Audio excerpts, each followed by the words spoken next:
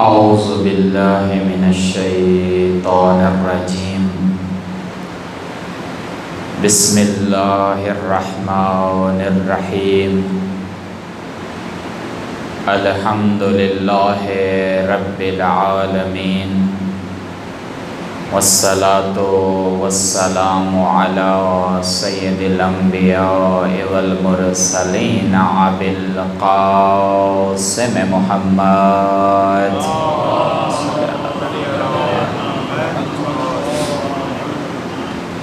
وآلہ الطیبین الطاہرین المعصومین اما بعد فقد قال اللہ تبارک و تعالی فی کلامہ المجید اعوذ باللہ من الشیطان الرجیم بسم اللہ الرحمن الرحیم احسب الناس ان یترکوا ان یقولوا آمنا وهم لا یفتنون۔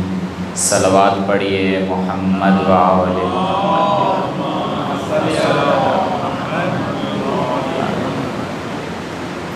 اپنی دعاؤں کی قبولیت کے لیے، مجالس عزا کی قبولیت کے لیے بآواز بلند صلوات۔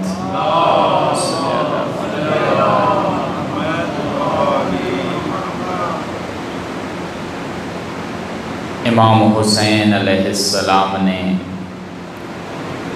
کربلا کے میدان میں جنگ شروع کی۔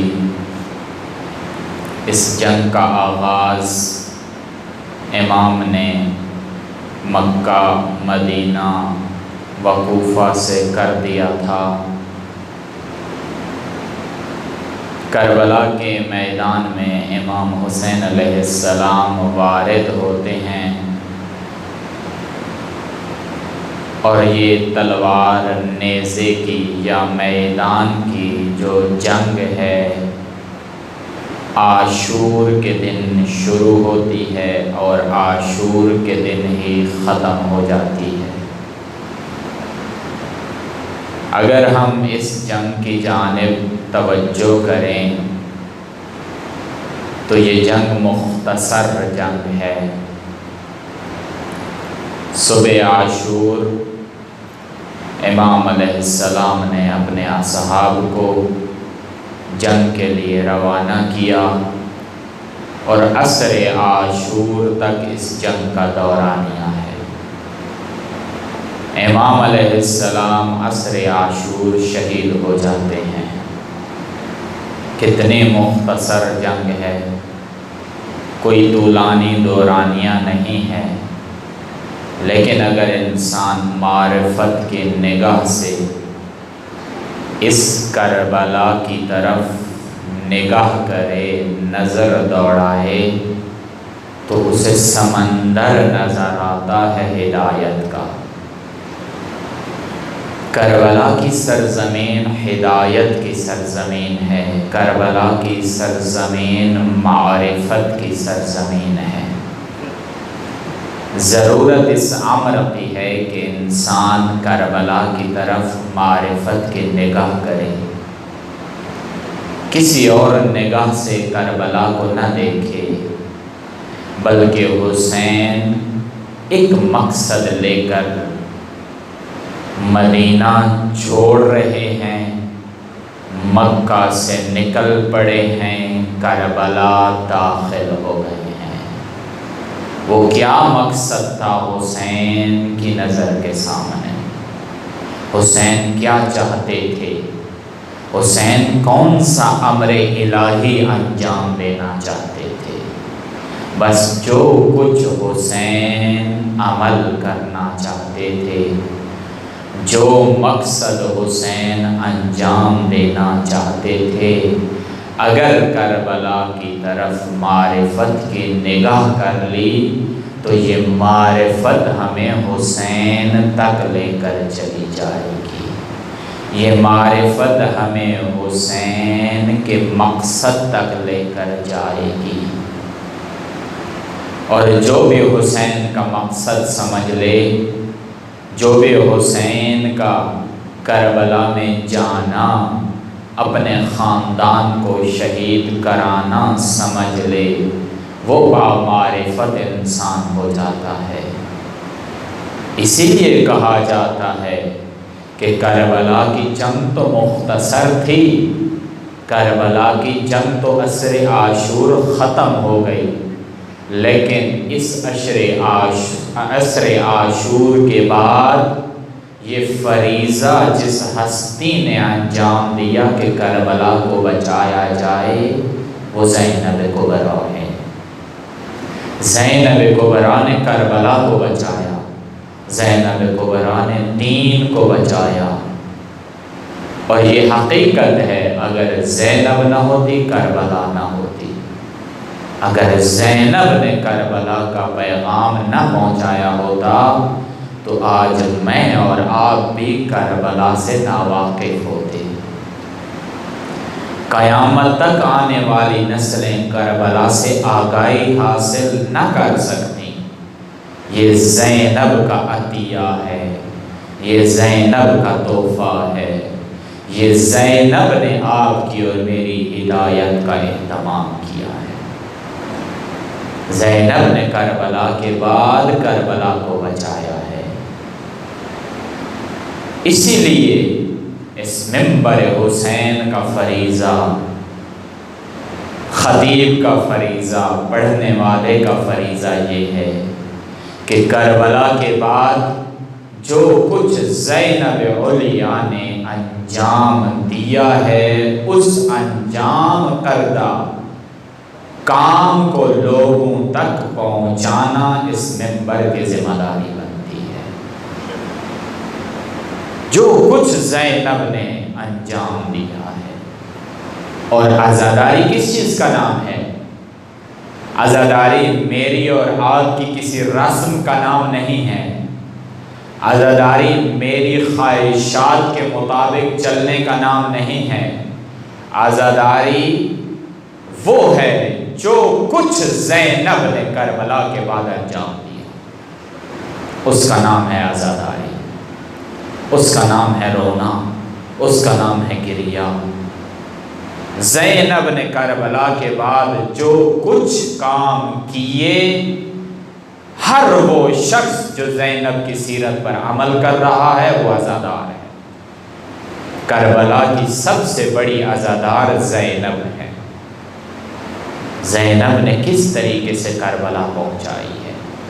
میرا اور آپ کا فریضہ، نسلوں کا فریضہ، مومنین کا فریضہ، شیعہ کا فریضہ، زینب کو ماننے والے کا فریضہ یہی بنتا ہے کہ جو زینب نے کار انجام دیا وہ میں انجام دوں، وہ میں کروں، بازار میں وہ کروں جو زینب نے کیا، گھر میں وہ کروں جو زینب نے کیا، معاشرے میں وہ کروں جو زینب نے کیا۔ عزاداری نام ہے زینب کے کردار کا، عزاداری کسی اور شے کا نام نہیں ہے۔ بس یہ منبر کا فریضہ ہے کہ لوگوں تک صحیح معنی میں عزاداری پہنچائی جائے، لوگوں تک زینب کی عزا کو پہنچایا جائے، لوگوں تک حسین کے مقصد کو پہنچایا جائے، یہ فریضہ بنتا ہے۔ اگر کوئی شخص اس فریضے سے ہٹ رہا ہے وہ یقین کر لے کہ اللہ بھی اس سے سوال کرے گا، حسین بھی اس سے سوال کریں گے، زینب بھی اس سے سوال کریں گی کہ میں نے کربلا کو کتنی مشکل سے بچایا تھا، تو نے کیوں مقصد حسین بیان نہ کی، تو نے کیوں مقصد حسین لوگوں کو نہیں سنایا۔ آج ضرورت ہے فقط ایک امر کی کہ کربلا کے مقصد کو بیان کیا جائے، منبر سے عزائے زینبی کو بیان کیا جائے، منبر سے کردار زینبی کو بیان کیا جائے۔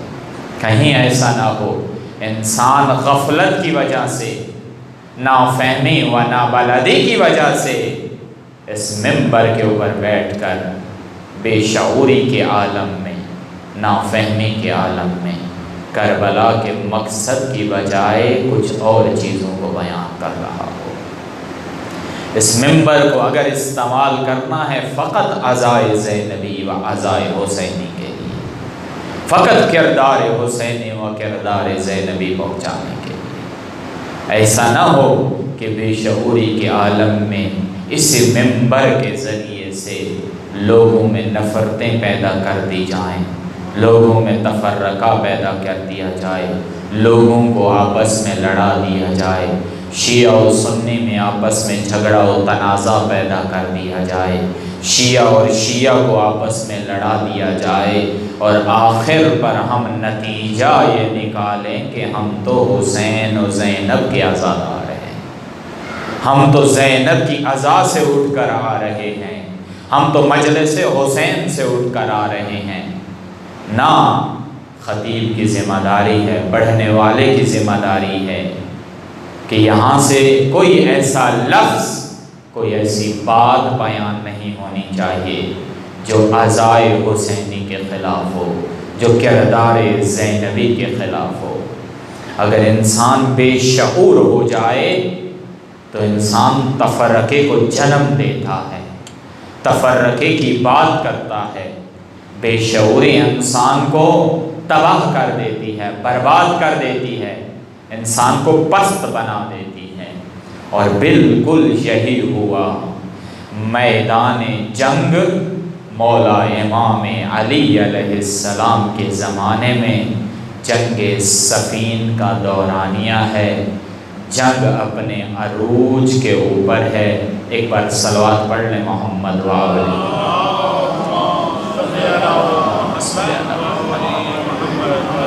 امام علیہ السلام نے حکم دے دیا ہے کہ شام کے لوگ جو لشکر لے کر ہمارے خلاف نکل آئے ہیں، صفین کے میدان میں ہمارے خلاف جنگ کرنا چاہتے ہیں، امام نے اپنی فوج کو حکم دیا کہ علی تمہارا حاکم ہے، علی تمہارا لیڈر ہے، علی اللہ کی جانب سے تمہارے اوپر حق کی ولایت رکھتا ہے، علی حکم دے رہا ہے کہ ان کے خلاف جنگ کرو۔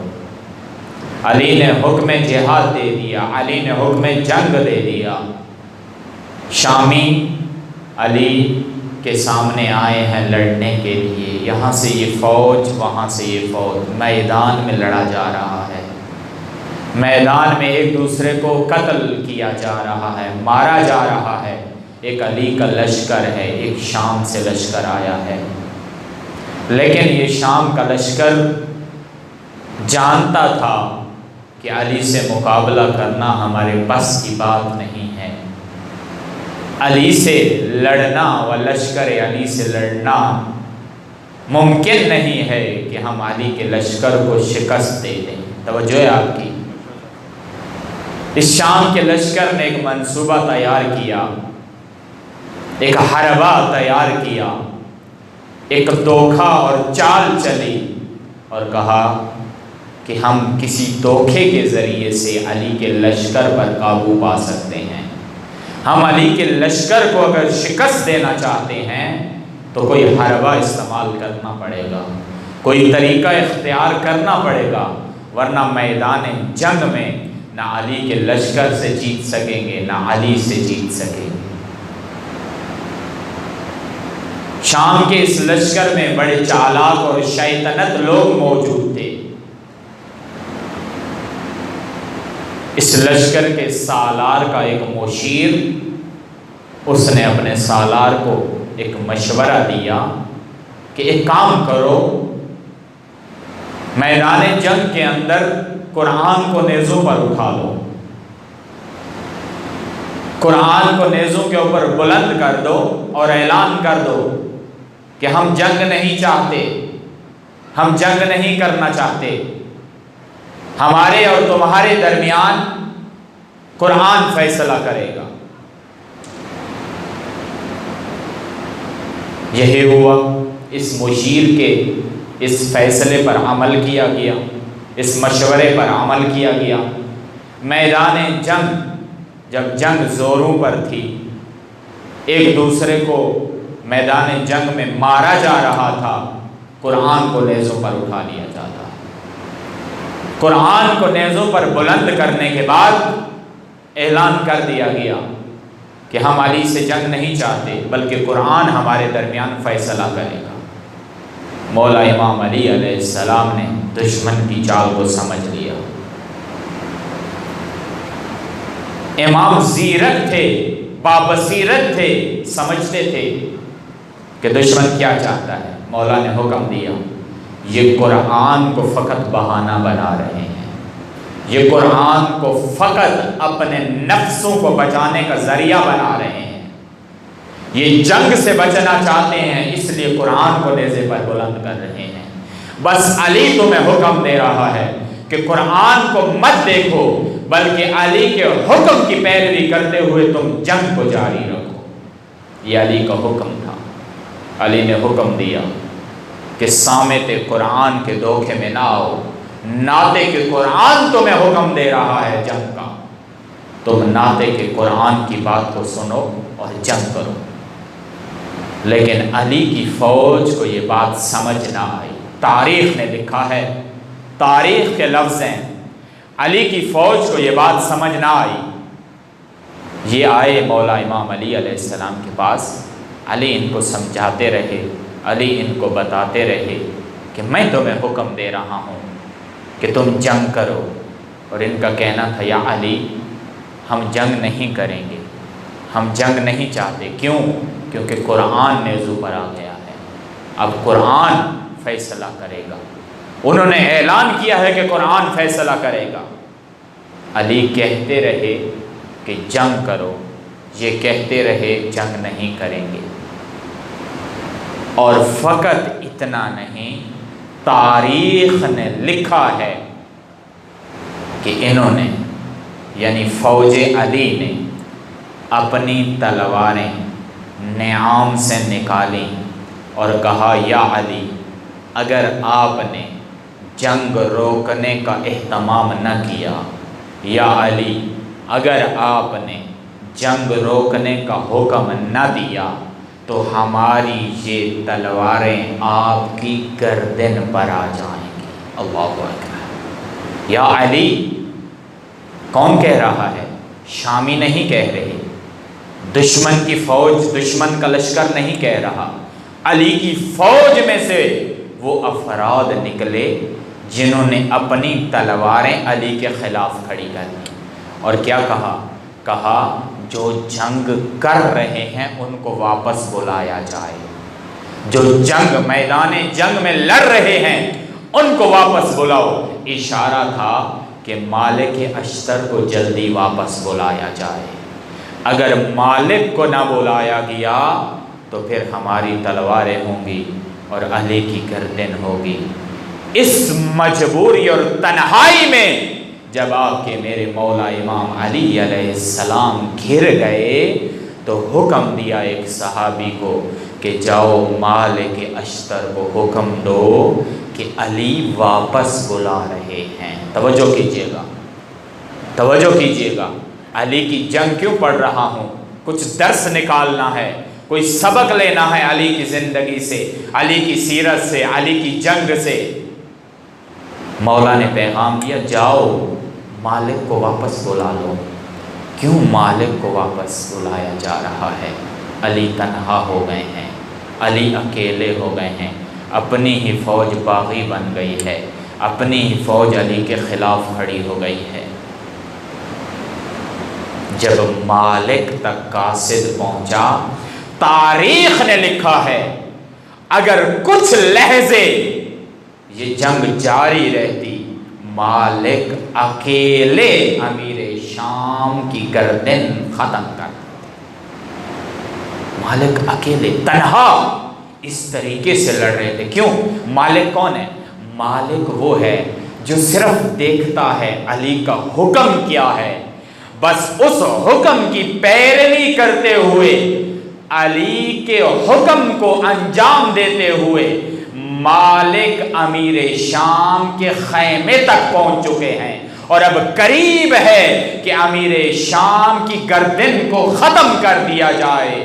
لیکن جب بے شعور فوج علی کو حکم دیتی ہے کہ یا علی مالک کو واپس بلا دیا جائے، جب علی کا دوبارہ حکم مالک کے کانوں تک پہنچا، مالک کی تلوار اسی مقام کے اوپر رک جاتی ہے اور فرمایا اب علی نے واپس بلایا ہے۔ علی نے جہاد کا حکم دیا تھا، علی نے جنگ کا حکم دیا تھا، مالک جنگ کرنے کے لیے تیار ہو گئے، علی نے جنگ سے روک دیا ہے، مالک کی تلوار رک گئی ہے، مالک نے دوبارہ تلوار نہیں اٹھائی اور آ کر علی کے قدموں میں اپنی تلوار رکھ دی۔ فرمایا مولا حکم دیا ہے جنگ روکنے کا، خیریت کیا ہوا، کیا وجہ تھی؟ امام فرماتے ہیں مالک اپنی ہی فوج بے شعور ہو گئی ہے، اپنی ہی فوج تفرقے میں آ گئی ہے، اپنی ہی فوج فتنے کا شکار ہو گئی ہے کہ جب انہوں نے قرآن کو نیزے پر بلند کیا تو ہماری ہی فوج نے بغاوت کر لی ہے۔ جب انہوں نے قرآن کو دیکھا کہ نیزے پر قرآن ہے، بے شعوری کی وجہ سے ان کے درمیان میں تفرقہ آ گیا، اور جب ان کے درمیان میں تفرقہ آیا علی تنہا ہو گئے، علی اکیلے ہو گئے، علی کا ساتھ دینے والا کوئی نہیں ہے۔ اب علی تنہائی کے عالم میں، علی تنہائی کے عالم میں مالک کو واپس بلا رہے ہیں۔ مالک یعنی علی کے فرمان پر لبیک کہنے والی ہستی کا نام۔ مالک انتظار میں ہوتے تھے کہ علی کیا حکم دیتے ہیں، اس کو بجا لائیں، اس کو انجام دے۔ بقیہ فوج بھی تو علی کی فوج تھی، وہ علی کے خلاف آ گئے، اپنی تلواریں علی کے خلاف کھینچ لی، علی کا ساتھ دینے کے لیے تیار نہ ہوئے، اپنی تلواروں کو علی کے خلاف بلند کر لیتے۔ وجہ کیا بنی؟ بے شعوری جس قوم کے اندر آ جائے اس قوم کا لیڈر تنہا رہ جاتا ہے۔ بے شعوری جس قوم کے اندر آ جائے اس قوم کے راہبر تنہا ہو جاتے ہیں، اور عیناً یہی ہوا۔ صفین کے میدان میں اس قوم کی بے شعوری نے علی کو تنہا کر دیا، علی اکیلے رہ گئے، علی تنہا ہو گئے۔ تفرقہ کیوں پھوٹا؟ تفرقے کی بنیاد کیا ہے؟ تفرقہ کہاں سے جنم لیتا ہے؟ جہاں بے شعوری ہو، اور بے شعوری کہاں آتی ہے؟ جہاں علم موجود نہ ہو، جہاں علم نہ ہو وہاں بے شعوری پھوٹتی ہے، اور جہاں بے شعوری آ جائے وہاں تفرقہ جنم لیتا ہے، اور جہاں تفرقہ آ جائے وہاں کا راہبر تنہا ہو جاتا ہے، وہاں کا لیڈر تنہا ہو جاتا ہے۔ تم قوم کو بانٹ دو، قوم کو تفرقے میں مبتلا کر دو، ان کو اکیلا اکیلا کر دو، کسی کو ایک گروپ میں شامل کرو، دوسرے کو دوسرے گروپ میں شامل کرو، اور یہ وجہ بنے گی کہ ان کا لیڈر تنہا ہو جائے گا، ان کا راہبر تنہا ہو جائے گا۔ اور کسی بھی دشمن کا یہ سب سے بڑا حربہ ہوتا ہے کہ اس قوم کے اندر تفرقہ انجام دے، اس قوم کو گروپوں میں اور پارٹیوں میں تقسیم کر دو۔ جو قوم بھی پارٹیوں میں تقسیم ہو گئی، پارٹی کا نام ہی الگ ہے، وہ پارٹی کا کیا نام ہے؟ حصہ، فلاں پارٹی فلاں پارٹی فلاں، اور خوشی سے کہتے ہیں ہم فلاں پارٹی سے ہیں۔ وہ آپ اجتماع کیوں نہیں ہے؟ آپ پارٹی کیوں ہیں؟ ابھی آپ کو اجتماع ہونا چاہیے، آپ کو ایک ہونا چاہیے، نہ کہ پارٹی ہونا چاہیے۔ مثلا لوگ کہیں گے ہم فلاں سیاسی فلاں پارٹی سے ہیں، ہم سیاست میں فلاں پارٹی کے ساتھ۔ پارٹی کا معنی ہی الگ ہوتا ہے، حصہ ہوتا ہے، یعنی ایک حصہ ہے، اجتماع نہیں ہے۔ حصے کو تو دین حصے کی اجازت نہیں دیتا، حصہ تو دین میں ہے نہیں، آپ اجتماع ہو۔ تفرقہ تو دین میں نہیں ہے، آپ اجتماع ہو، اتحاد ہو، سب ایک ہو جائیں۔ وَاعْتَصِمُوا بِحَبْلِ اللَّهِ جَمِيعًا وَلَا تَفَرَّقُوا، تم اللہ کی رسی کو مضبوطی سے تھام لو، وَتَفَرَّقَا نہ کرو، اکیلے اکیلے نہ ہو جاؤ، پارٹیوں کا شکار نہ ہو جاؤ، تفرقہ نہ کرو۔ تفرقہ بہت ہی شدید قسم کی بیماری ہے جو کسی قوم کو کھا جاتی ہے، جو کسی قوم کو ختم کر دیتی ہے، اور جس قوم کے اندر تفرقہ آ جائے وہاں کا رہبر اور لیڈر تنہا ہو جاتا ہے، اکیلا بچ جاتا ہے۔ کیوں؟ کیونکہ قوم ساتھ نہیں دے رہی۔ جب قوم کسی لیڈر کا ساتھ نہیں دیتی ہے تو لیڈر تنہائی میں کیا کرے؟ تنہا کیا کرے؟ تنہا کس میدان میں جا کے لڑے؟ تنہائی کے عالم میں وہ کدھر جائے؟ اگر امامت کو بچانا ہے تو قوم نے بچانا ہے، اگر امامت کا ساتھ دینا ہے، ولایت کا ساتھ دینا ہے تو اس ملت نے ساتھ دینا ہے، امت نے ساتھ دینا ہے۔ اگر امت امام کے ساتھ کھڑی نہ ہو، امام تنہا کیا کرے؟ اللہ نے امت کی یہ ذمہ داری رکھی ہے کہ تم امام کا ساتھ دو، تم امام کا ساتھ دو۔ آپ کے اور ہمارے مولا امام صادق علیہ السلام کے پاس ایک شخص آ کر کہتے ہیں مولا اٹھیے، قیام کیجئے، لڑیے، میدان میں آئیے، جنگ کیجئے، مسند آپ کا حق ہے، ممبر آپ کا حق ہے، حاکمیت آپ کا حق ہے۔ خوب صحیح کہہ رہا ہے، غلط بات تو نہیں کر رہا۔ ممبر اگر حق ہے تو امام صادق کا ہے، امام صادق کے علاوہ ممبر کسی کے پاس نہیں ہونا چاہیے، مسند کسی کے پاس نہیں ہونی چاہیے، حاکم اللہ کی جانب سے امام صادق ہے۔ شخص آ کر کہتے ہیں مولا قیام کیجئے، اٹھیے۔ مولا نے ہاتھ پکڑا، پکڑ کر مولا سہٹا لے کر ایک جگہ لے گئے، وہاں پر تاریخ نے لکھا ہے کچھ بکریوں کے بچے یا بھیڑوں کے بچے چر رہے تھے، صحرا کے اندر موجود تھے۔ مولا نے فرمایا تم جو مجھے قیام کا کہہ رہے ہو ذرا ان کو گنو، یہ کتنے ہیں، یہ کتنے جانور ہیں جو چر رہے ہیں، کتنے افراد کے برابر ہیں؟ تاریخ نے لکھا ہے اس شخص نے گنا، گن کر کہتا ہے مولا یہ 17 جانور ہیں جو چر رہے ہیں۔ پتہ ہے آپ کے میلے مولا نے کیا فرمایا؟ افسوسناک جملہ فرمایا، فرمایا اگر صادق کے پاس 17 شیعہ بھی موجود ہوتے صادق قیام کرتا۔ 17 شیعہ موجود، ارے بھائی کیا ہوا قوم کو؟ کیوں امام کا ساتھ نہیں دیتے؟ کیوں امامت کو تنہا کر دیا؟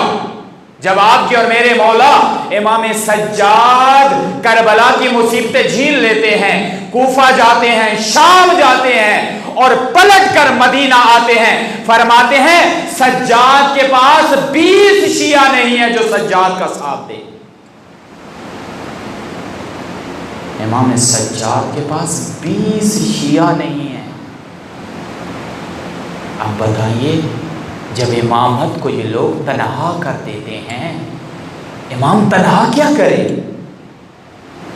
اللہ نے معجزے نہیں کرنے، اللہ نے ذمہ داری امت کو دی ہے۔ خدا معجزے نہیں کرے گا، خدا معجزے سے کام نہیں کرے گا، ذمہ داری ہے دوش کے اوپر کہ اگر زمانے میں امام موجود ہے امت نے ساتھ دینا ہے، امت نے تنہا نہیں کرنا۔ امت اگر بے شعور ہو گئی امام تنہا ہو جائے گا، امت اگر تفرقے میں آ گئی امام تنہا ہو جائے گا۔ امت نے امام کا ساتھ دینا ہے، اور یہ کب ہوگا؟ پہلا عمل علم، معرفت، بے شعور نہیں ہونا، سمجھنا ہے، دین شناسی پہلا فریضہ، پہلا فریضہ۔ اور یہ فریضہ کہاں سے انجام ہوگا؟ اس ممبر کے ذریعے سے، اس ممبر کے ذریعے سے۔ یہ ممبر کی پہلی ذمہ داری ہے کہ یہاں سے علم بیان کیا جائے، علم کے علاوہ کچھ نہ بیان۔ آپ کو معلوم ہے ہم کہتے ہیں نا، 2 لفظ ہم استعمال کرتے ہیں، ایک دفعہ ہم کہتے ہیں عوام اور ایک دفعہ ہم کہتے ہیں خواص. یہ دو لفظ ہم استعمال کرتے ہیں اور کہتے ہیں فلاں عوام میں ہے اور فلاں خواص. یا مثال دے دوں جو ہم استعمال بھی کرتے ہیں، کہتے ہیں کہ آج ایک خاص آدمی اس روٹ سے گزر رہا ہے اور اس لیے اس کے پروٹوکول میں یہاں پہ روٹ لگا دیا گیا ہے. یعنی کوئی سیاستدان گزر رہا ہے اور اس کو ہم شمار کس میں کرتے ہیں؟ خواص میں. اور باقی جو لوگ ان کو منتخب کرتے ہیں، جو ان کا انتخاب کرتے ہیں، وہ کیا ہیں؟ عوام ہیں. یعنی عوام نے انتخاب کیا ہے. یہ دو اصطلاحیں ہم استعمال کرتے ہیں، عوام اور خواص. یہ اصطلاحیں یہاں پر استعمال ہوتی ہیں، لیکن دین کی نگاہ میں کون عوام میں شمار ہوتا ہے اور کون خواص میں شمار ہوتا ہے؟ دین کس کو کہتا ہے کہ یہ عام انسان ہے اور دین کس کو کہتا ہے یہ خواص ہے؟ یا ہم یہ بھی استعمال کرتے ہیں، اگر کوئی شخص پڑھا لکھا ہے، ڈگری یافتہ ہے، پروفیسر ہے، ڈاکٹر ہے، انجینئر ہے، کیا کہتے ہیں؟ خواص میں سے. خاص ہے، خواص ہے. اور جو لوگ پڑھے ہوئے نہیں ہیں، اسکول نہیں گئے ہیں یا کم پڑھے ہیں، تعلیم حاصل نہیں کی ہے، چاہے وہ دین کی ہو یا دنیا کی ہو، تو ہم اس کو شمار کرتے ہیں کہ یہ عوام میں سے. یہ فرق ہماری نگاہوں میں موجود ہے اور ہم اسی فرق کے تحت تمیز دیتے ہیں عوام اور خواص میں. یہ فرق ہم بیان کرتے ہیں. لیکن دین کی نگاہ میں کون عوام ہے اور کون خواص ہے، یہ بہت ضروری ہے سمجھنا. دین کس کو کہتا ہے؟ یہ عوام میں سے ہے، یہ خواص میں سے. دین ڈگری یافتہ کو خواص میں شمار نہیں کرتا. دین کسی سیاستدان کو خواص میں شمار نہیں کرتا. دین کسی اعلیٰ عہدیدار کو خواص میں شمار نہیں کرتا. دین کہتا ہے اگر تم اللہ کی شریعت کی شناسائی رکھتے ہو تو پھر دین کی نگاہ میں تم خواص میں شمار ہوتے ہو. لیکن اگر تم بڑا عہدہ رکھتے ہو، بڑی ڈگری رکھتے ہو، بڑا منصب رکھتے ہو، لیکن تم دین سے شناسائی نہیں رکھتے، تم دین شناسی نہیں رکھتے، تو پھر دین کی نگاہ میں، رسول اللہ کی نگاہ میں، اہل بیت کی نگاہ میں تمہارا شمار عوام میں ہوتا ہے، خواص میں نہیں ہوتا. یہ بہت ضروری ہے سمجھنا. انسان کو دیکھنا ہے، اپنے گریبان میں جھانکنا ہے، میں خواص میں ہوں یا عوام میں ہوں. اگر میں عوام میں ہوں، مجھے نکل کر خواص میں آنا، مجھے عہدہ نہیں لینا، ڈگری نہیں لینی. دین کی نگاہ میں، شریعت کی نگاہ میں مجھے خواص میں شامل ہونا ہے. مجھے دین شناسائی رکھنی ہے، علم حاصل کرنا ہے. کیوں؟ تاکہ میں اپنے امام کو تنہا نہ کروں. میرے وقت کا امام کہیں میری وجہ سے تنہا نہ ہو جائے، میری بے شعوری کی وجہ سے تنہا نہ ہو جائے، میری لا علمی کی وجہ سے تنہا نہ ہو جائے. ہم انتظار کر رہے ہیں اپنے مولا و آقا، مولا کا ظہور جلد ہو جائے. یہ ظہور کب ہوگا؟ جب میں معرفت کے مقام پر جاؤں گا، جب میں علم حاصل کروں گا. خوب اگر میرا شمار عوام میں ہوتا رہا تو کیسے ہو سکتا ہے کہ میرا مولا ظہور کر دے؟ مولا کو عوام نہیں چاہیے، خواص چاہیے. مولا کو خاص لوگ چاہیے. وہ پڑھے ہوئے نہ ہوں، وہ ڈگری یافتہ نہ ہوں، لیکن دین کی شناخت رکھتے ہوں، دین شناسائی رکھتے ہوں، دین کو جانتے ہوں. خواص اور عوام یہ بہت ضروری ہے. یہ فرق سمجھنا اور اس طرح اس فرق کے ذریعے سے خواص میں شامل ہونا ہر انسان کی ذمہ داری بنتی ہے. اب اگر ہم خواص پر توجہ کریں، عوام کو ایک طرف کر دیتے ہیں کیونکہ دین کی نگاہ میں خواص ہیں. اگر کوئی عوام ہو گیا، عوام کو دین پسند نہیں کرتا. نہ کہ یہ عوام جو معاشرے میں ہے، نہ، جو فرق بیان کر چکا ہوں اس کو آپ ذہن میں رکھیے. اب عوام کو ایک طرف کر دیجئے. اب آئیے خواص کی جانب. اب خواص کو دیکھیے. خواص کے دو گروہ ہو جاتے ہیں. خواص کی آگے مزید تقسیم ہو جاتی ہے.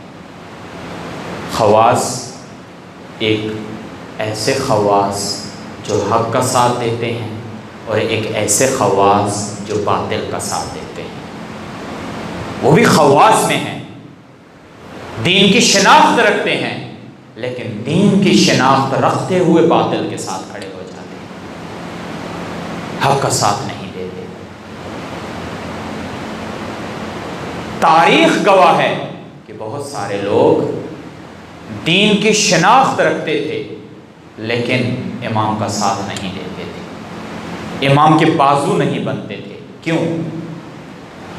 کیونکہ انہیں معلوم تھا اگر ہم امام کے ساتھ کھڑے ہو جائیں تو ممکن ہے اپنی گردنیں کٹانی پڑ جائیں، اپنی اولاد کو قربان کرنا پڑے، اپنے آپ کو قربان کرنا پڑے۔ اس خوف کی وجہ سے وہ امام کے ساتھ نہیں تھے، امام کا ساتھ دینے کے لیے تیار نہیں تھے۔ اب ایک ایسا لشکر جو وہ خواص جو باطل کے ساتھ شامل ہو گئے، دین کی نگاہ میں یہ بھی ایک طرف ہو گئے، دین ان کو بھی نہیں چاہتا۔ اب وہ لوگ ایک بچ گئے، وہ لوگ جو دین کی نگاہ میں واقعاً خواص ہیں، وہ لوگ جو دین کی نگاہ میں حق کا ساتھ دیتے ہیں، دین ان کو پسند کرتا ہے، دین ان کو چاہتا ہے۔ پھر شاید یہ جو خواص کا گروہ ہے جو حق کے ساتھ ہے، یہ بھی کبھی کبھار دو گروہ میں تبدیل ہو جاتے ہیں، ان کی تقسیم بھی دو ہو جاتی ہے۔ آپ کی توجہ رہے، تھوڑی سی گفتگو اگر توجہ رہے گی تو بات سمجھ آتی جائے گی۔ یہ جو خواص کا گروہ ہے جو حق کو سمجھتا ہے، جو حق پر عمل کرتا ہے، ان کے مزید آگے دو اقسام ہو جاتی ہیں، ان کی دو ٹائپس ہو جاتی ہیں۔ ایک ایسا خواص کا گروہ جو دنیا کے مقابلے میں امام کا ساتھ دیتا ہے۔ توجہ، ایک ایسا خواص کا گروہ جو دنیا کے مقابلے میں، مادیات کے مقابلے میں امام کے ساتھ کھڑا ہو جاتا ہے، اور ایک ایسا خواص کا گروہ جو مادیات کے مقابلے میں امام کو تنہا چھوڑ دیتا ہے، امام کو تنہا کر دیتا ہے کہ امام ہم آپ کے ساتھ نہیں ہیں۔ دین اور دنیا یہ آپس میں مقابلے میں آ جاتی ہیں، اور اس مقام پہ جو کامیاب ہو جائے وہ شخص اللہ کے نزدیک تر ہو جاتا ہے، وہ اہل بیت کے قریب تر ہو جاتا ہے۔ جب دین اور دنیا کا ٹکراؤ ہوتا ہے، بہت مشکل ہوتا ہے کہ انسان کے لیے کہ وہ دین کو چنے، آسان نہیں ہے۔ کیا آپ اس بات کا اندازہ لگا سکتے ہیں کہ شمر، خولی، یہ لوگ اتنے ظالم ہو گئے، یہ لوگ کیوں کربلا کے میدان میں حسین کو قتل کرنے کی طرف ہو؟ یہ لشکر یزید، یہ فوج اشقیاء، کیا وجہ تھی؟ کون سی مشکل تھی ان کے ساتھ کہ حسین کے ساتھ مقابلے کے لیے تیار ہو؟ ہاں، ایک مشکل تھی کہ جب دین اور دنیا کی ٹکر ہوئی، جب مادیات اور معنویات کی ٹکر ہوئی، معنویات کو پیچھے چھوڑ دیا، مادیات کو آگے رکھ دیا، رے کی حکومت کو آگے رکھ دیا، منصب کو آگے رکھ دیا، مقام کو آگے رکھا، شہرت کو آگے رکھا، دولت کو آگے رکھا، اولاد کو آگے رکھا، خاندان کو آگے رکھا، اور دین کو چھوڑ دیا، حسین کو تنہا کر دیا۔ یہ آئے میدان میں حسین کے خلاف لڑنے کے، حسین کے خلاف تلوار لے کر آ گئے۔ کیوں آئے؟ خواص میں تھے، دین شناسائی رکھتے تھے، دین کی شناخت رکھتے تھے، لیکن اتنے پست ہوئے جب دین کی شناخت رکھتے ہوئے جب دین اور دنیا کا مقابلہ ہوا تو یہ ہار گئے، یہ جیت نہ سکے اس مقام پر، یہ ہار گئے۔ انہوں نے دنیا کو آگے رکھا، دین کو پیچھے چھوڑ دیا۔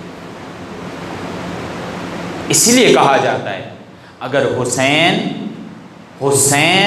اور لشکر حسین کہ اگر کوئی شناخت رکھتا تھا تو وہ یا تو حسین کے حقیقی شیعہ تھے جو حسین کی شناخت رکھتے تھے، یا پھر حسین کا دشمن تھا جو حسین کی شناخت رکھتا تھا۔ حسین کو جانتے تھے کہ حسین اللہ کی طرف سے امام ہے، حسین رسول کی جانب سے بتائے ہوئے امام ہیں، جانتے تھے، شناخت رکھتے تھے، لیکن دنیا کے لالچ میں اتنے آئے کہ پھر دنیا کو آگے رکھا اور دین کو پیچھے چھوڑ دیا۔ اور یہ مرحلہ ہر ایک پر آتا ہے۔ اب توجہ کیجیے گا، جس مقام پر ہم نے پہنچنا ہے یہ مرحلہ ہر ایک کے اوپر آتا ہے۔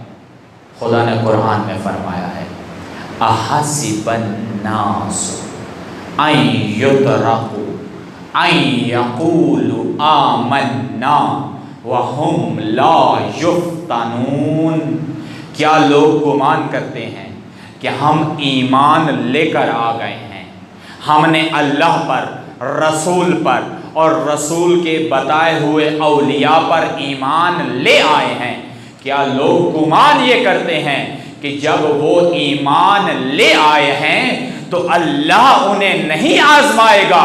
نہ، ایسا ہرگز نہیں ہے۔ قرآن یہ کہہ رہا ہے کہ جب تم ایمان لے آئے ہو تو پھر اللہ کا یہ وعدہ ہے کہ اللہ تمہیں ایمان میں آزمائے گا، اللہ تمہیں ایمان میں آزمائے گا، اللہ تمہیں چھوڑے گا نہیں۔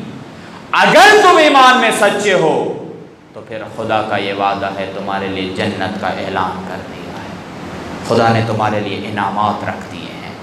لیکن اگر تم ایمان میں سچے نہ نکلے تو پھر جو تم کہہ رہے ہو نا کہ ہم ایمان لے آئے ہیں، یہ تمہارا جھوٹ ہے کہنا، یہ حقیقت نہیں ہے، یہ جھوٹ ہے۔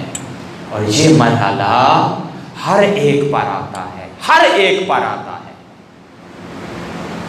کہ جس نے بھی اعلان کیا ہم اللہ پر ایمان لے آئے، ہم رسول پر ایمان لے آئے، اب اللہ کی جانب سے امتحان آئے گا، اب اللہ کی طرف سے امتحان آئے گا۔ اور یہی ہوا تاریخ میں، کوفیوں نے دم بھرا کہ ہم ایمان لے آئے، کوفیوں نے اعلان کیا ہم ایمان لے آئے۔ کوفیوں کو اللہ نے اکیلے نہیں چھوڑا، اللہ نے آزمایا۔ کہا جب اعلان کیا نا کہ ہم حسین کی نصرت کے لیے تیار ہیں، اب اللہ تمہیں آزمائے گا، اب اللہ تمہیں حجاج کے ذریعے سے آزمائے گا، ظالم حاکم کے ذریعے آزمائے گا۔ اب اگر تم اس امتحان سے نکل کر حسین کا ساتھ دینے کے لیے تیار ہو گئے تو پھر اللہ تمہیں انعام و اکرام سے نوازے گا۔ لیکن اگر تم حسین کا ساتھ نہ دینے کے لیے تیار نہ ہوئے، حسین کا ساتھ نہ دیا، تو پھر قیامت تک آنے والی امتیں تم پر لعنت کرتی رہیں گی۔ لعن اللہ امتن قتلت وَلَعْنَ اللَّهُ أُمَّةً ظَلَمَتْكَ وَلَعْنَ اللَّهُ أُمَّةً سَمِيَتْ بِذَلِكَ فَرَضِيَتْ بِهِ، جنہوں نے حسین کا ساتھ نہ دیا اللہ کی لعنت ہے ان کے اوپر، جو خاموش رہے، جو گھروں میں بیٹھے رہے، اللہ کی لعنت ہے۔ کیوں؟ کیونکہ دم بھرا کہ ہم حسین کا ساتھ دیں گے، وعدہ کیا حسین کے ساتھ، یا حسین تشریف لے آئیے۔ جب حسین آتے ہیں، جب حسین کوفہ میں آ جاتے ہیں، حسین کا ساتھ نہیں، حسین کو تنہا کر دیتے۔ اللہ کا یہ وعدہ ہے کہ جب تم ایمان کا دعویٰ کر رہے ہو، پھر اس دعوے کو سچا کرو، ثابت کرو۔ اور پھر یہی ہوا کہ اس قوم کے اوپر ایک شب کوفہ آئی اور ایک شب کربلا آئی، ایک شب کوفہ، ایک شب عاشور۔ یہ دو شب بہت اہم ہیں جن کو سمجھنا بہت اہم ہے۔ شب کوفہ کون سی شب ہے؟ وہ شب ہے کہ جس میں حجاج ایک ظالم حاکم کوفہ میں داخل ہوتا ہے اور اعلان کرتا ہے جو بھی حسین کی نصرت کے لیے تیار ہے اس کی گردن کو کاٹ دیا جائے گا، اس کی گردن کو ذبح کر دیا جائے گا، اس کی اولاد کو باقی نہیں چھوڑا جائے گا۔ اور ایک شب کربلا ہے، ایک شب عاشور ہے۔ حسین فرماتے ہیں دشمن تمہاری گردن کو ذبح کر دے گا، کل تم شہید ہو جاؤ گے۔ کل تم قتل ہو جاؤ گے، اس لیے حسین تمہیں اس شب میں اجازت دے رہا ہے، اگر تم جانا چاہتے ہو، اگر تم اپنی زندگیوں کو بچانا چاہتے ہو، چلے جاؤ، حسین تمہاری جنت کا ضامن ہے۔ اللہ، حسین تمہاری جنت کا ضامن ہے، لیکن قربان جائیں ان اصحاب کے اوپر کہ جب چراغ جلایا گیا ایک صحابی اپنی جگہ سے نہ اٹھا، ایک صحابی نہیں ہلا، فرمایا یا حسین اللہ نے ایک زندگی عطا کی ہے، خدا 1000 زندگیاں دے، حسین کے قدموں میں قربان کر۔ ایک شب کوفہ، ایک شب کربلا، ایک شب کوفہ جس میں لوگ اپنی زندگیاں بچا لیتے ہیں، ایک ظالم حاکم کے ڈر سے اپنی زندگیاں بچا لیتے ہیں، یہ شب کوفہ ہے۔ شب کوفہ اللہ نے امتحان میں ڈالا ہے، کوفیوں کو امتحان میں ڈالا ہے کہ تم جو حسین کی محبت کا دعویٰ کرتے ہو، تم جو حسین کی نصرت کا دعویٰ کرتے ہو، اب اللہ تمہیں امتحان میں ڈال رہا ہے۔ اگر تم حسین کی نصرت کے دعوے میں ثابت کر دیتے ہو اور حقیقت میں نصرت کرتے ہو تو پھر اپنی زندگیوں کی امان نہ مانگنا، پھر اپنی زندگیوں کو نہ بچانا، پھر اپنے آپ کو حسین پر قربان کر دینا۔ لیکن ایک ظالم حاکم کے خوف سے اپنی زندگیاں بچا لی، کسی نے کھڑے ہو کر کوئی نہیں کچھ نہیں کہا، اس ظالم کے آگے کسی نے ایک لفظ نہیں کہا، اپنی زندگیاں بچا لی، اپنی اولاد بچا لی، اپنا مال و دولت بچا لیا۔ لیکن کربلا شیعہ محب عاشق حسین اپنے زندگیاں نہیں بچاتے، اپنے زندگیاں قربان کرتے ہیں۔ اسی لیے کہا جاتا ہے کہ کوفی حسین سے محبت کا دعویٰ کرتے تھے لیکن اس دعوے کو ثابت نہیں کر سکے، اس دعوے پر پورا نہیں اتر سکے۔ کربلائی حسین سے محبت کا دعویٰ بھی کرتے تھے اور دعوے پر پورے بھی اترتے تھے۔ کوفی ایسا محب ہے جو حسین سے محبت کا اعلان کرتا ہے اور گھر میں بیٹھا رہتا ہے، کربلائی ایسا محب ہے جو حسین سے محبت کا دعویٰ کرتا ہے اور کربلا میں شہید ہو جاتا ہے۔ یہ فرق ہے کربلائی اور کوفی میں، یہ فرق ہے کربلائی اور مکی میں، یہ فرق ہے کربلائی اور مدنی میں۔ اگر دعوی محبت کیا ہے، اگر دعوی عشق کیا ہے تو پھر اس عشق کو نبھاؤ، پھر عشق کی وادی میں آؤ۔ پھر حسین نہیں پوچھیں گے تم جو دعوی عشق کرتے تھے پھر عشق کی وادی میں کیوں نہیں آئے، عشق کی وادی میں کیوں نہیں آئے۔ جب دعوی عشق ہوتا ہے نا تو پھر اپنے آپ کو فنا کرنا ہوتا ہے۔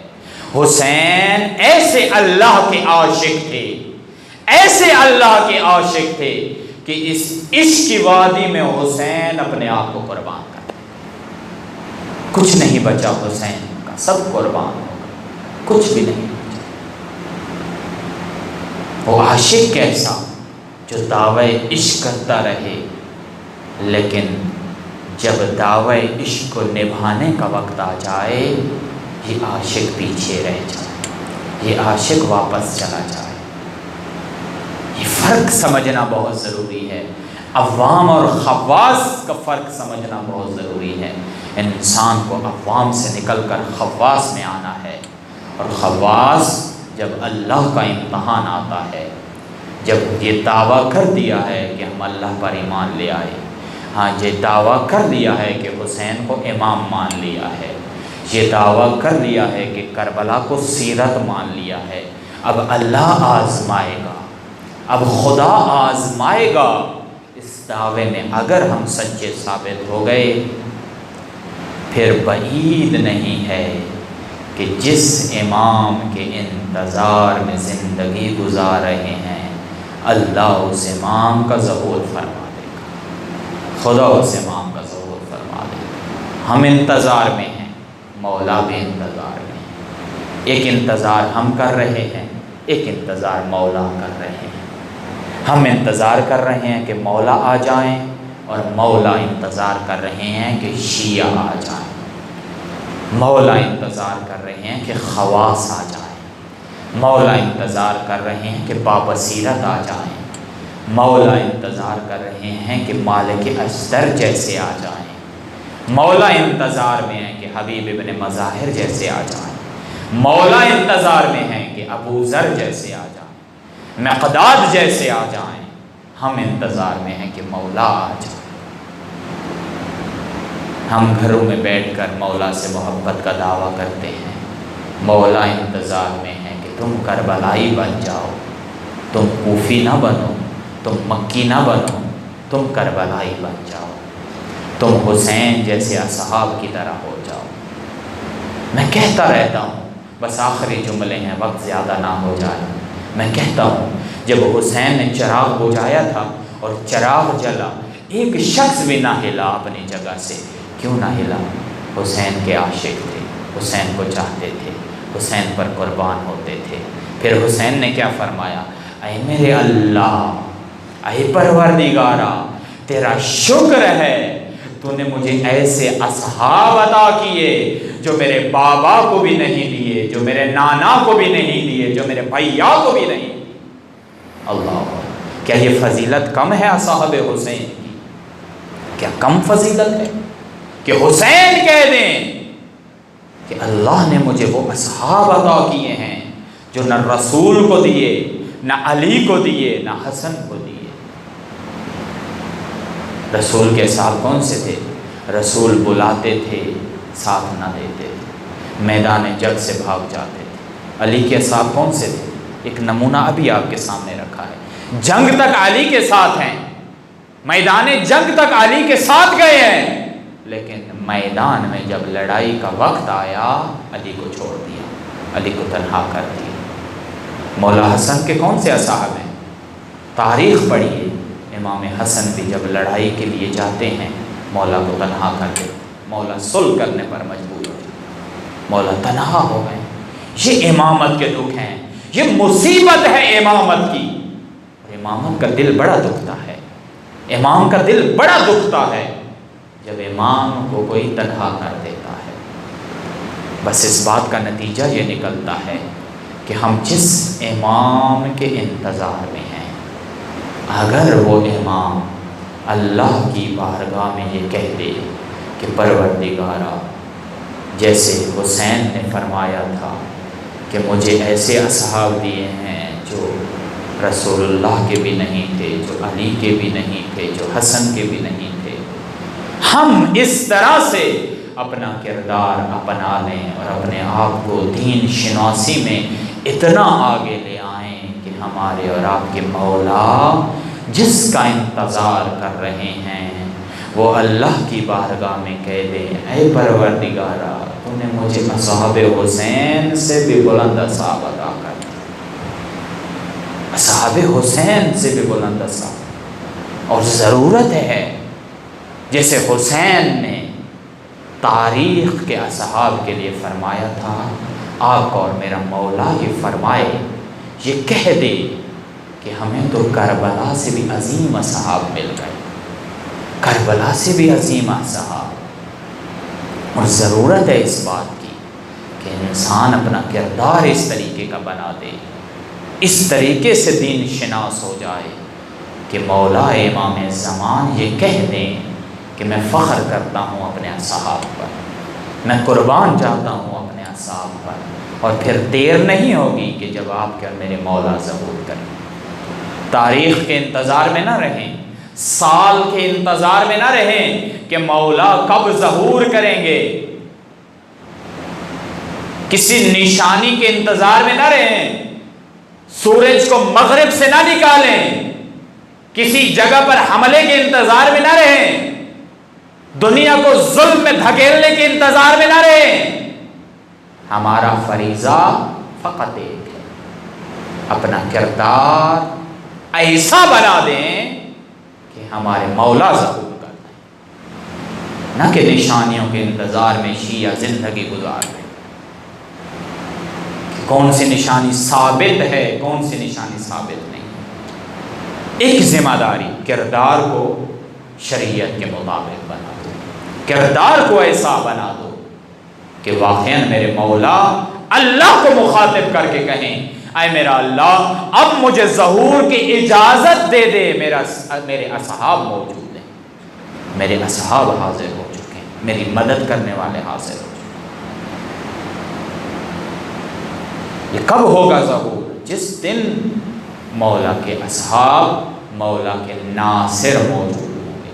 بس آخری پیغام، وہ جو حسین نے نصرت کی صدا دی تھی، حل من ناصر ینصرنا، حل من ذاب یذب عن حرم رسول اللہ، حسین ناصر مانگ رہے ہیں۔ وہ ناصر اسی غیبت کے زمانے میں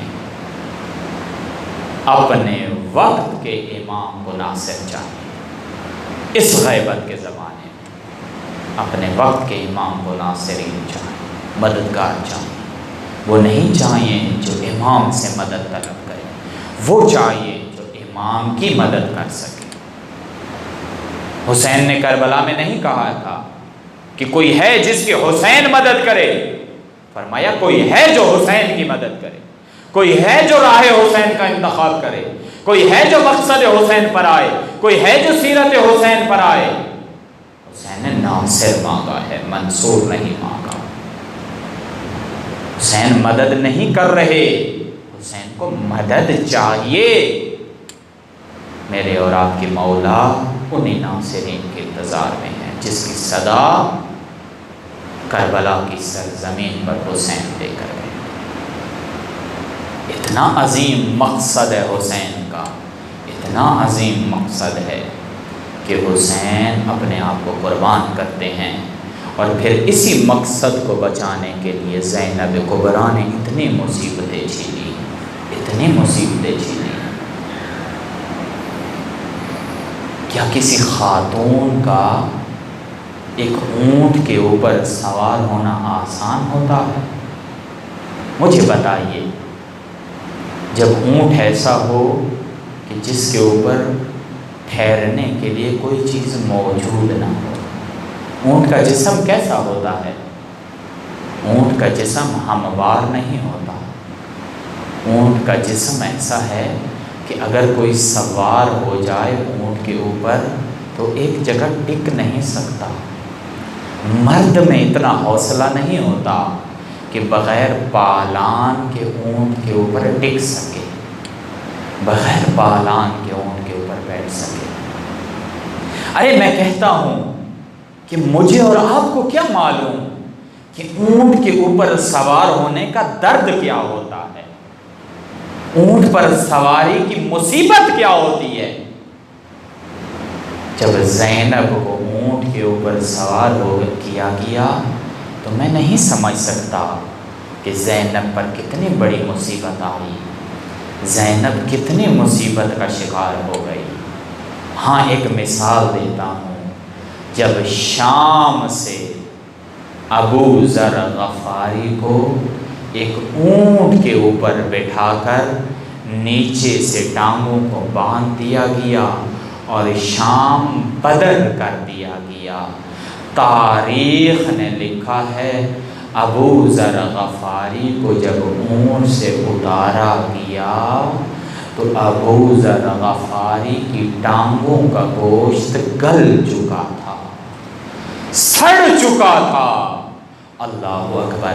ابو ذر غفاری ایک مرد تھا، ابو ذر غفاری اس اونٹ کے اوپر سوار ہوا اور ابو ذر کا گوشت گل سڑ چکا تھا۔ میں قربان جاؤں زینب کبریٰ پر کہ ایک اونٹ کے اوپر بٹھایا گیا اور زینب کوفہ کی جانب روانہ ہو جاتی ہے، زینب شام کی جانب روانہ ہو جاتی ہے۔ اور پھر میں کہتا ہوں کہ زینب کو تو شب عاشور میں حسین نے حوصلہ دیا تھا کہ زینب میرے بعد تم نے کربلا کی ذمہ داری نبھانی ہے، لیکن قربان جاؤں حسین کی چھوٹی شہزادی سکینہ پر کہ جس نے کربلا کے میدان میں بھی مظالم دیکھے اور حسین کی شہادت کو بھی دیکھا، لیکن اب جب اس قافلے کو روانہ کیا جا رہا ہے، اس شہزادی کو اونٹوں کے اوپر زینب کے ساتھ روانہ کیا گیا، سوار کیا گیا۔ لیکن فقط اتنا نہیں، مجھے بتاؤ جب چھوٹی سی بچی کسی کی ہو اور اس کے باپ کو شہید کر دیا جائے، اس کے باپ کو قتل کر دیا جائے، آپ کا کیا رویہ ہوگا اس کے ساتھ؟ آپ کیا کریں گے اس کے ساتھ؟ کتنا حوصلہ دیں گے؟ کس طریقے سے اس بچی کو منائیں گے؟ کس طریقے سے اس بچی کو خاموش کرائیں گے؟ لیکن کربلا کی سرزمین پر یہ عجیب ظلم کی انتہا ہے کہ یہ بچی صدائیں دے رہی ہے، یہ بچی رو رہی ہے، کہہ رہی ہے ایک مرتبہ میرے بابا کے سر کو میرے حوالے کر دو، ایک مرتبہ میرے بابا کے سر کو مجھے دے دو۔ لیکن ان لعینوں نے کربلا سے شام تک حسین کا سر حسین کی شہزادی کو نہ دیا۔ نہ جانے کیسے حسین کی شہزادی نے حوصلہ کیا ہوگا، کیسے برداشت کیا ہوگا کہ حسین کا سر نیزے پر موجود ہے اور حسین کی شہزادی یہ سر مانگ رہی ہے، کوئی دینے کے لیے تیار نہیں، کوئی دینے کے لیے تیار نہیں ہے۔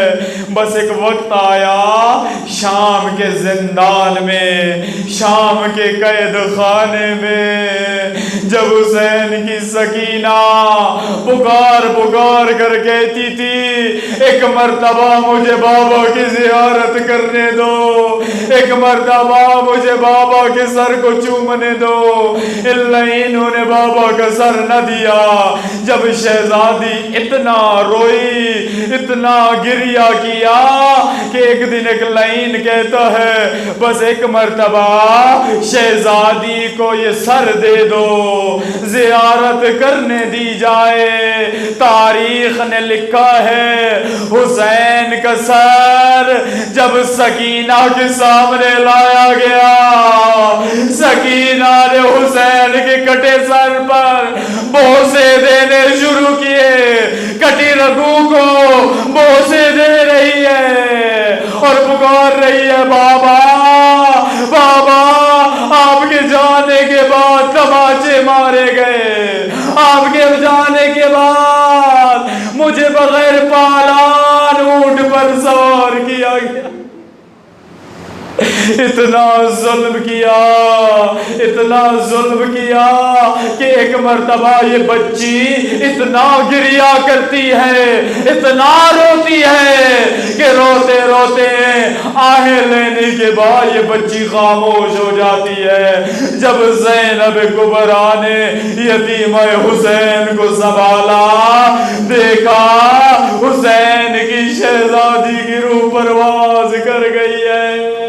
اس شام کے زندان میں حسین کی شہزادی اللہ کو پیاری ہو گئی ہے۔ اسی لیے ایک روایت ملتی ہے کہ جب سید الساجدین کربلا کی سرزمین پر امام حسین کی قبر پر آئے اور جب مدینہ روانہ ہو رہے تھے، ایک بین کیا امام نے، ایک گریہ کیا امام نے۔ مولا نے فرمایا یا حسین، آپ کی ایک امانت میں کربلا سے شام لے کر گیا تھا، وہ امانت جب میں شام سے پلٹا ہوں میرے پاس وہ امانت نہیں ہے۔ یا حسین، آپ کی بچی، آپ کی یتیمہ کو شام کے زندان میں دفن کر کے آیا ہوں۔ الا لعنت اللہ علی قوم الظالمین۔